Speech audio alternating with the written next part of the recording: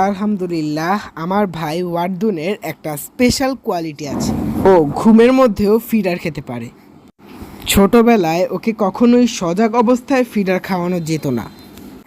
আজকে আবার প্রায় 2 বছর পর ট্রায়াল হবে যে ও এখন ফিডার খেতে পারে নাকি। সারাদিন ধুমতারাক্কা খেলাধুলা করেছে, সন্ধ্যাবেলা কিছু না খেয়েই ঘুমিয়ে পড়েছিল।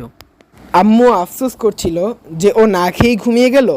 তখন আমি আম্মুকে বুদ্ধি দিলাম, আম্মু চলো ফিডার খাওয়ানোটা আবার ট্রাই করি। যেই কথা সেই কাজ, আম্মু ফিডার রেডি করে দিল। চলো অর্জুনকে দুধ খাইয়ে আসি।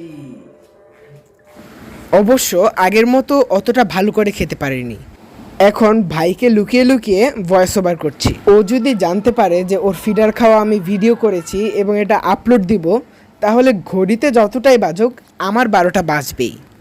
বাসার মধ্যে ছোটরা একটু পাওয়ারফুল হয়ে থাকে। এই যে এখানে 3 ফ্যামিলির 3জন ছোট একসাথে। আর এটা হলো সবচেয়ে ছোট জন, আমার মামাতো ভাই তাসফির।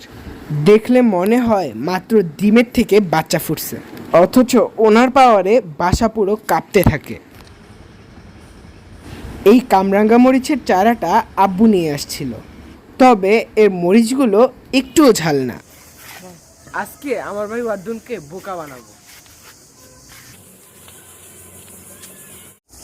যে এই গাছের মরিচগুলো একটুও ঝাল না, এবার ঝাল গাছের থেকে মরিচ পেরে নিই। আমি ওয়ার্দুনকে বলেছিলাম আমি তোকে একটা মরিচ পেরে দিব, তুই যদি সেই মরিচটাকে খেতে পারিস লাঞ্চের সাথে, তাহলে তোর আর 1 সপ্তাহ মশারি টানানো লাগবে না।